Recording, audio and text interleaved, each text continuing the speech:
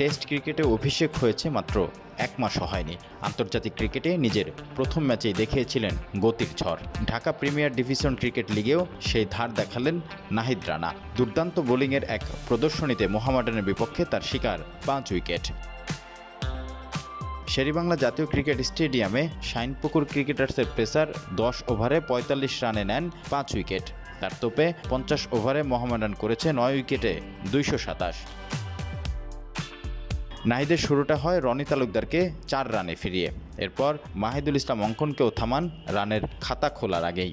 ফিরতি স্পেলে এসে শিকার বানান আরিফুল ইসলাম ও আরিফুল হককে। নিজের শেষ ও ইনিংসের 49তম ওভারে নাসুম আহমেদকে রিশাদ হোসেনের ক্যাচ বানিয়ে 5 উইকেট পূর্ণ হয় এই তরুণ পেসারের। লিস্ট এ ক্রিকেটে এটাই এখন নাহিদের সেরা বোলিং ফিগার।